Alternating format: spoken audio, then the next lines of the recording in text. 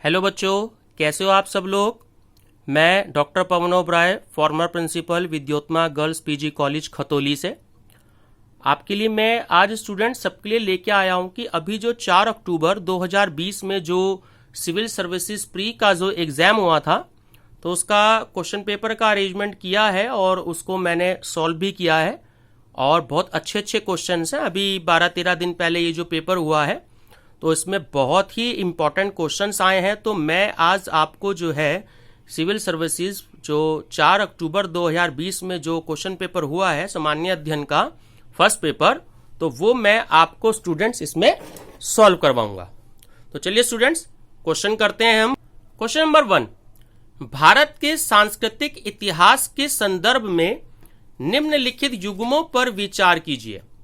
Student इसमें देखिए point number 1 और 3 बिल्कुल ठीक है, मैंने ओके लगाया। देखिए नंबर फर्स्ट पॉइंट है परिव्राजक, जो कि परित्यागी व भ्रमणकारी से संबंधित है, और थर्ड है उपासक, बौद्ध धर्म का साधारण अनुगामी। ऑप्शन नंबर बी करेक्ट है। स्टूडेंट जो परिव्राजक था, मतलब इसमें जो क्वेश्चन में दे रखा है, ये परित्यागी और भ्रमणकारी सन्यासियों को परिव्राजक कहते हैं। ठीक है स्टूडेंट, सन्यासियों को। तो स्मरण जैन और जो बौद्ध परंपरा के सन्यासियों को तो स्मरण कहा जाता था, और स्मरण वह जो श्रम द्वारा मोक्ष प्राप्त करने के मार्ग को मानता हो और जिसके लिए व्यक्ति के जीवन में ईश्वर की ही नहीं श्रम की भी, यानी कि जो वो काम करता है, जो लेबर करता है, उसकी भी आवश्यकता है। और अगर हम उपासक जो है स्टूडेंट्स, उपासक जो थर्ड पॉइंट पे दिया है हमें, इसमें जो बौद्ध धर्म को मानने वाले दो तरह के उस टाइम पे थे, एक थे भिक्षु और सेकंड थे उपासक। तो जो भिक्षु सन्यासी जीवन व्यतीत करता था और उपासक जो था वो गृहस्थ जीवन, गृहस्थ बौद्ध पुरुष उपासक कहलाता है, और बौद्ध गृहस्थ नारी को उपासिका कहते हैं। तो स्टूडेंट जहां जहां जिस क्वेश्चन में भी मेरे को लगता है कि कुछ एक्सप्लेनेशन देने की जरूरत है, तो मैं वहां पर आपको इसी तरीके से एक्सप्लेनेशन जरूर दूंगा। क्वेश्चन नंबर 2, भारतीय हाथियों के संदर्भ में निम्नलिखित कथनों पर विचार कीजिए। तो स्टूडेंट्स इसमें जो सही आंसर है वो पॉइंट नंबर 1 और 2 बिल्कुल करेक्ट है स्टूडेंट्स, कि हाथियों के समूह का नेतृत्व मादा करती है, और सेकंड, हाथी की अधिकतम गर्भावधि जो होती है वो 22 माह तक हो सकती है। तो स्टूडेंट्स हाथी समूह में रहने वाले प्राणी होते हैं, इनके जो समूह का नेतृत्व वर्णीय हथनी करती है। ध्यान रखिएगा, वरीय हथनी, उसके अनुभव और ज्ञान से ही, जो कि जानकारी होती है, उससे ही जो उनका ग्रुप होता है, समूह होता है, या झुंड कह सकते हैं, वो संचालित होता है। और जो मादा जो हथनी होती है, उसकी जो आयु होती है वो लगभग 50 वर्ष तक, यानी कि वो 50 आयु तो ज्यादा होती है, लेकिन वो 50 वर्ष की आयु तक प्रजनन कर सकती है। और स्टूडेंट हाथी का जो प्रजनन काल होता है वो सभी जानवरों से ज्यादा होता है। मादा हाथी द्वारा जो भ्रूण धारण के लगभग 22 महीने बाद तक बच्चे को जन्म दिया जाता है। ठीक है स्टूडेंट्स।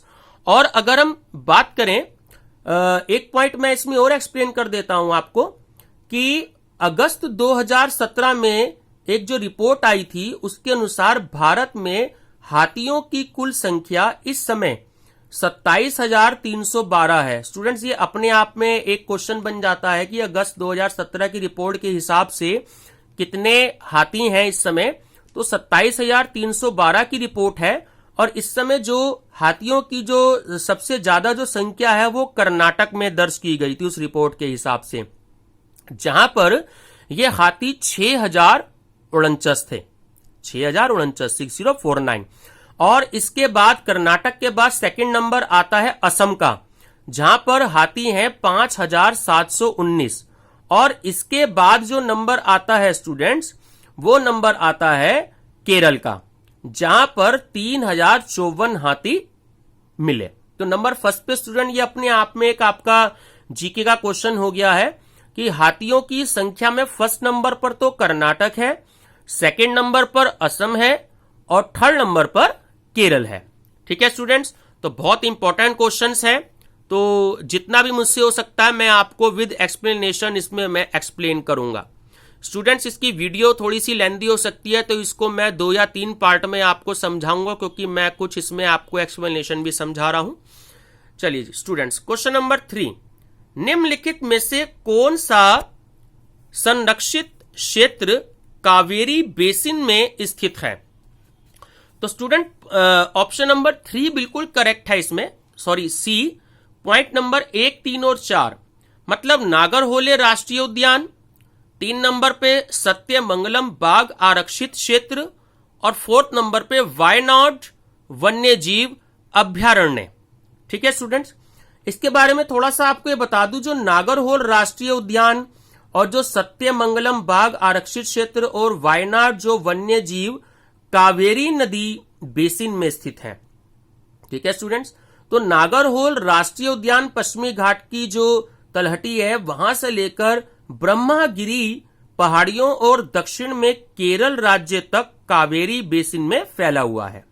ठीक है स्टूडेंट्स, और एक पॉइंट इसमें और बनता है, पापी कोंडा नेशनल पार्क, ये आ जाता है क्वेश्चन कभी कभी एग्जाम में कि पापी कोंडा नेशनल पार्क कहां है, तो ये है आंध्र प्रदेश के पूर्वी और पश्चिमी गोदावरी जिलों एवं तेलंगाना के खम्माम जिले में गोदावरी बेसिन में 1012.86 वर्ग किलोमीटर में फैला है स्टूडेंट्स। तो बहुत इंपॉर्टेंट क्वेश्चन है, ध्यान रखेंगे। क्वेश्चन नंबर 4, भारत की जैव विविधता के संदर्भ में Ceylon, frogmouth, coppersmith, barbet, grey चिंड, minivet और व्हाइट ये जो है थ्रोटेड, ये रेड स्टॉल्ट क्या है? तो स्टूडेंट देखिए, इसका सही आंसर है ऑप्शन नंबर ए, पक्षी, क्योंकि जो Ceylon, frogmouth, coppersmith, barbet, minivet, white throated रेस्ट्रॉल्ट इत्यादि, ये जो है ना, ये जो नाम दे रखे हैं इस क्वेश्चन में, ये सारी जो पक्षियों की प्रजातियां होती हैं ये उससे रिलेटेड है स्टूडेंट्स। क्वेश्चन नंबर 5, भारतीय अनूप मृग, जिसे हम ब्रैकेट में बारहसिंगा भी बोलते हैं, उसका सही नाम है भारतीय अनूप मृग, कि उस उपजाति जो पक्की भूमि पर फलती फूलती है और केवल घास भक्षी है, के संरक्षण के लिए निम्नलिखित में से कौन सा संरक्षित क्षेत्र प्रसिद्ध है? तो स्टूडेंट सही आंसर है इसका ऑप्शन नंबर ए, कान्हा राष्ट्रीय उद्यान। ये कान्हा राष्ट्रीय उद्यान जो है ये मध्य प्रदेश के मंडला और बालाघाट जिले में स्थित है। कान्हा राष्ट्रीय उद्यान में जो भी कोई लगभग दुर्लभ और जो भी कोई विलुप्त हो चुका बारहसिंगा होता है वो पाया जाता है, जो कि पूरे वर्ल्ड में और कहीं भी नहीं मिलता। क्वेश्चन नंबर 6, इस्पात स्लैग निम्नलिखित में से किसके लिए सामग्री हो सकता है? तो स्टूडेंट देखिए, इसमें ऑप्शन नंबर आपका डी बिल्कुल करेक्ट है। ये तीनों ही पॉइंट बिल्कुल करेक्ट हैं इसके जो क्वेश्चन में आपको दे रखे हैं, कि जो इस्पात स्लैग सीमेंट के उत्पादन के लिए, आधार सड़क के निर्माण के लिए और कृषि मृदा के सुधार के लिए उपयोगी है। चलिए स्टूडेंट्स, क्वेश्चन नंबर 7, निम्नलिखित में से कौन से ऐसे सर्वाधिक संभावनीय स्थान हैं जो कस्तूरी मृग अपने प्राकृतिक आवास में मिल सकता है? तो स्टूडेंट इसमें देखिए, जो ऑप्शन आपको दे रखे हैं इसमें ऑप्शन में ए करेक्ट है, यानी कि पॉइंट नंबर 1 और 2 इसमें बिल्कुल करेक्ट है, कि जो कस्तूरी मृग उत्तराखंड के अलावा अन्य हिमालयी क्षेत्रों जैसे हिमाचल प्रदेश, कश्मीर और सिक्किम में भी पाया जाता है। अस्कोट वन्य जीव अभ्यारण्य जो है वो उत्तराखंड के पिथौरागढ़ जिले में स्थित है और मुख्यतः जो कस्तूरी मृग के लिए आरक्षित किया गया है, जिससे कि इस दुर्लभ प्रजाति को बचाया जा सके। और जो आपका गंगोत्री नेशनल पार्क, ये 1989 में स्थापित किया गया था और ये उत्तराखंड के उत्तरकाशी जिले में भगीरथी नदी के ऊपरी जल ग्रहण क्षेत्र में स्थित है। चलिए स्टूडेंट, क्वेश्चन नंबर 8, ग्रामीण सड़क निर्माण में पर्यावरणीय दीर्घोपयोगिता को सुनिश्चित करने अथवा कार्बन पद चिन्ह को घटाने के लिए निम्नलिखित में से किसके प्रयोग को अधिक प्राथमिकता दी जाती है? तो स्टूडेंट देखिए ऑप्शन नंबर ए बिल्कुल करेक्ट है। इसमें पॉइंट नंबर 1, 2 और 3 बिल्कुल ठीक है। देखिए जो कार्बन पद चिन्ह है उसको घटाने, पर्यावरणीय दीर्घोपयोगिता को सुनिश्चित करने तथा ग्रामीण सड़क निर्माण में ताम्र स्लैग, शीत मिश्रित एस्फॉल्ट प्रौद्योगिकी तथा जियो टेक्सटाइल को अधिक प्राथमिकता दी जाती है। ठीक है स्टूडेंट्स। क्वेश्चन नंबर 9, निम्नलिखित कथनों पर विचार कीजिए। ये आपको देखिए स्टेटमेंट दे रखे हैं, तो स्टेटमेंट आपके सामने है। हम सीधा आंसर देखते हैं स्टूडेंट्स। इसमें ऑप्शन नंबर डी करेक्ट है, क्योंकि तीनों ही पॉइंट इसमें हमारे बिल्कुल ठीक हैं। क्योंकि जो फ्लाई ऐश एक खतरनाक प्रदूषक होता है जिसमें अम्लीय, विषाक्त और रेडियोधर्मी पदार्थ होते हैं। इसमें राख में सीसा तो होता ही है, आर्सेनिक, पारा और कैडमियम जैसे जो तत्व होते हैं, एलिमेंट होते हैं, वो भी होते हैं। और जब कोयले का दहन किया जाता है तो उसमें से जो व्हाइट जो धुआं निकलता है अक्सर हम देखते हैं, तो उसे carbon monoxide, carbon dioxide, sulphur dioxide, hydrogen sulphide, hydrocarbon जैसी जो भी कोई जहरीली गैसें होती हैं वो निकलती हैं। और वायुमंडल की जो भी जल की मात्रा होती है उससे मिलकर जो है वो एसिड को तैयार करती हैं। क्योंकि जो भारत में कोयला होता है उसमें राख की मात्रा बहुत ज्यादा होती है, इसलिए राख की मात्रा को कुछ सीमा तक कम करने के लिए उसकी धुलाई करनी पड़ती है। चलिए स्टूडेंट, क्वेश्चन नंबर 10, खेती में बायोचार का क्या उपयोग है? तो स्टूडेंट देखिए ये पॉइंट्स आपको दिए हैं, इसमें मैं आपको बता देता हूं सीधा। इसमें जो तीनों पॉइंट आपको दिए गए हैं ये तीनों ही पॉइंट बिल्कुल जो हैं वो इसके करेक्ट हैं। ठीक है स्टूडेंट्स, तो पॉइंट को अच्छे से स्टडी कर लेंगे कि जो ऑप्शन नंबर डी बिल्कुल करेक्ट है कि बायोचार जो उच्च कार्बन युक्त ठोस पदार्थ और प्रभावशाली जो उर्वरक होते हैं जो कि अवशिष्ट कार्बनिक पदार्थों की पायरोलिसिस की प्रक्रिया जो होती है उसके द्वारा उसको तैयार किया जाता है। मृदा की जो उर्वरा शक्ति बायोचार के द्वारा अलग अलग तरह से बढ़ती है और बायोचार का जो उपयोग है वो मृदा उपयोगी सूक्ष्म जीवों की संख्या को बढ़ाने में बहुत ही हेल्पफुल हो चुका है। स्टूडेंट्स ये प्रूव भी हो चुका है। क्वेश्चन नंबर 11,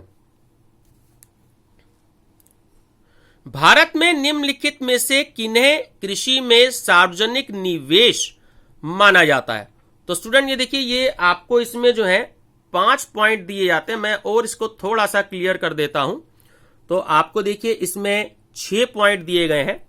तो हम सीधे आंसर की बात करते हैं क्वेश्चन, क्योंकि इन्होंने बहुत ज्यादा पॉइंट्स दे रखे हैं तो आप थोड़ा सा इसको स्टडी करते रहें। तो मैं सीधा आंसर पे फोकस कर रहा हूं आपका।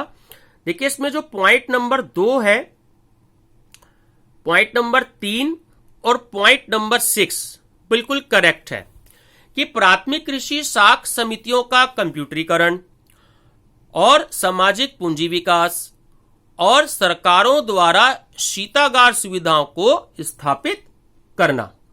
स्टूडेंट इसमें ये जो आपको आंसर दे रहा है आपको ध्यान रखना है कि जो सभी फसलें होती हैं उसमें कृषि उत्पादों के लिए जो आजकल आप न्यूज में बार बार देख रहे होंगे, किसान जो सरकार का विरोध कर रहे हैं, जो न्यूनतम समर्थन मूल्य है, ठीक है, मिनिमम जो सेल प्राइस होता है उसको निर्धारित करने के लिए और जो किसान हैं उनको निःशुल्क बिजली की सप्लाई करने के लिए और बैंकिंग प्रणाली द्वारा जो भी कोई कृषि ऋणों की माफी है उसको किए जाने पर किसी भी प्रकार की कोई भी कैपिटल जो एसेट्स होती है, पूंजीगत आस्ति, उसका सृजन नहीं होता। इसलिए इनको जो है सार्वजनिक निवेश नहीं माना जाता। इसलिए जो दूसरे आइटम्स मदे जो होती हैं वो सार्वजनिक निवेश की श्रेणी में आती हैं। क्वेश्चन नंबर 12, भारत में फार्म के ब्याज व्याप्ति अनुपात जिसे हम इंग्लिश में कहते हैं interest coverage ratio.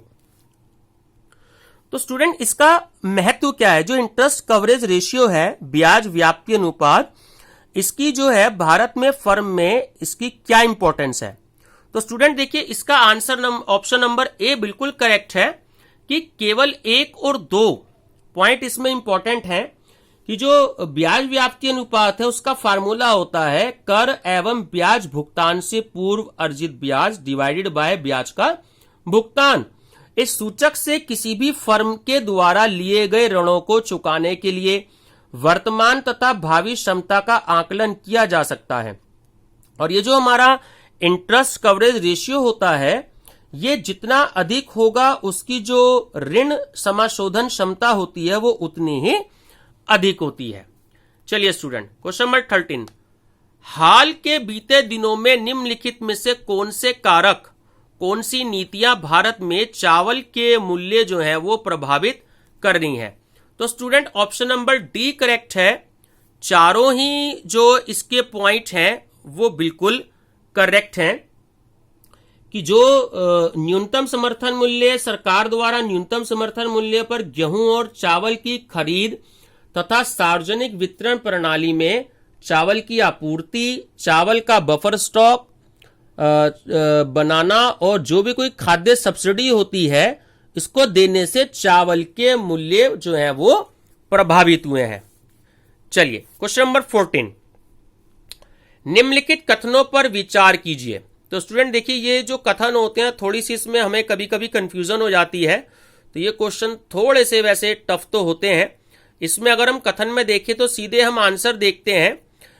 Answer number जो हमारा ऑप्शन नंबर बी बिल्कुल करेक्ट है। पॉइंट नंबर 2 कि भारत और बांग्लादेश के बीच होने वाले जो व्यापार है, कपड़े और कपड़े से बनी चीजों का व्यापार प्रमुख है। ठीक है स्टूडेंट्स, तो ध्यान रखना कि पिछले जो 5 साल हैं उसमें दक्षिण एशिया में भारत व्यापार का सबसे बड़ा भागीदार जो है वो बांग्लादेश रहा है, ना कि चीन। और कपड़े से बनी चीजें भारत और बांग्लादेश के बीच होने वाले व्यापार का एक जो है बहुत ही इंपॉर्टेंट आइटम भी है। क्वेश्चन नंबर 15, निम्नलिखित में से किस समूह के सभी चारों देश G20 के देश हैं? तो स्टूडेंट देखिए, ये बहुत इंपॉर्टेंट क्वेश्चन है। G20 मतलब कि ग्रुप 20, इसका मतलब कि 20 देश जो हैं वो G20 में शामिल हैं। तो ऑप्शन नंबर ए बिल्कुल करेक्ट है, अर्जेंटीना, मैक्सिको, दक्षिण अफ्रीका एवं तुर्की। मैं आपको दूसरे देशों के भी नाम बता देता हूं स्टूडेंट्स, जो G20 के हैं, चाहे तो आप नोट भी कर लीजिए। अर्जेंटीना, ऑस्ट्रेलिया, ब्राजील, कनाडा, चीन, France, Germany, Bharat, Indonesia, Italy, Japan, Republic of Korea, Mexico, रूस, सऊदी अरब, दक्षिण अफ्रीका, तुर्की, यूनाइटेड किंगडम, संयुक्त राज्य अमेरिका और यूरोपीय संघ। ये स्टूडेंट्स 20 क्वेश्चन है, 20 कंट्रीज के नाम हैं जिन्हें हमें G20 के नाम से कहते हैं, यानी कि ग्रुप 20। क्वेश्चन नंबर 16, किसान क्रेडिट कार्ड योजना के अंतर्गत निम्नलिखित में से किन किन उद्देश्यों के लिए कृषकों को अल्पकालीन ऋण समर्थन मूल्य पर उपलब्ध कराया जाता है? तो स्टूडेंट देखिए, बहुत सारे इसमें 5 पॉइंट आपको दे रखे हैं, तो हम सीधे देखिए, इसमें बी ऑप्शन बिल्कुल ठीक है। पॉइंट नंबर 1, 3 और 4 बिल्कुल करेक्ट है। तो स्टूडेंट इसमें क्या है कि जो भारतीय रिजर्व बैंक है उसके दिशा निर्देशों के अनुसार जो किसान क्रेडिट कार्ड योजना होती है उसमें नंबर 1 फार्म परिसंपत्तियों के रखरखाव के लिए, कार्यशील पूंजी के लिए, नंबर 2 कार्यशील पूंजी के लिए, नंबर 3 जो फार्म परिवार है उसके उपयोग की जो जरूरतें होती हैं उसके लिए, और 4 जो फसल कटाई के बाद के खर्चों के लिए जो भी कोई शॉर्ट टर्म लोन दिए जाते हैं, हिंदी में अल्पकालीन ऋण बोलते हैं। ठीक है, और जो दूसरे जो इसमें फंक्शन दिए गए हैं कार्य 2 से 2 और 5, यानी कि पॉइंट नंबर 2 और 5 जो इसमें दिया है उसके लिए नहीं। ठीक है, इसके अतिरिक्त फसली जो लोन होते हैं, कृषक विपणन हेतु ऋण, कृषि एवं सहायक क्रियाओं की निवेश आवश्यकताओं के लिए किसी भी किसान क्रेडिट कार्ड ऋण दिए जा सकते हैं। ठीक है स्टूडेंट्स, तो इंपॉर्टेंट क्वेश्चन है, ध्यान रखेंगे। क्वेश्चन नंबर 17, निम्नलिखित कथनों पर विचार कीजिए। स्टूडेंट देखिए, इसमें जो ये क्वेश्चन पूछा गया है पेपर इस बार, इसमें इन्होंने स्टेटमेंट बहुत दी हैं, तो इसका जो सही आंसर है स्टूडेंट मैं आपको बता देता हूं, थोड़ा सा इसमें क्लियर नहीं हो पाएगा, तो ऑप्शन नंबर डी बिल्कुल ठीक है। ये जो पॉइंट नंबर इसमें ऑप्शन नंबर डी है वो बिल्कुल ठीक है। तीनों ही पॉइंट जो है इसके बिल्कुल करेक्ट हैं कि खाद्य वस्तुओं के लिए जो भी कोई भारांकन उपभोक्ता मूल्य सूचकांक जो 54.18% था और जो थोक मूल्य सूचकांक है वो 15.2% है, तो थोक मूल्य सूचकांक में सेवाओं को भी शामिल नहीं किया जाता। ठीक है, ये बात हमें ध्यान रखनी है। आरबीआई ने नीतिगत दरों में परिवर्तन के लिए जो उपभोक्ता मूल्य सूचकांक को स्वीकार किया है। ठीक है स्टूडेंट्स, ये थोड़ा सा क्योंकि मैं विद एक्सप्लेनेशन आपको मैं क्लियर कर रहा हूं, ये जितनी भी मेरी नॉलेज है, तो जितना अच्छे से अच्छा हो सकता है मैं आपको एक्सप्लेन करने की कोशिश कर रहा हूं। तो स्टूडेंट वीडियो को बिल्कुल लास्ट तक देखिएगा, ये 3 या 4 पार्ट में वीडियो बनेगी और पूरी देखिएगा इस वीडियो को। और अगर पसंद आए तो प्लीज लाइक, शेयर और सब्सक्राइब जरूर कीजिएगा स्टूडेंट्स। इससे आगे का पार्ट हम नेक्स्ट वीडियो में स्टूडेंट देखेंगे। Thank you.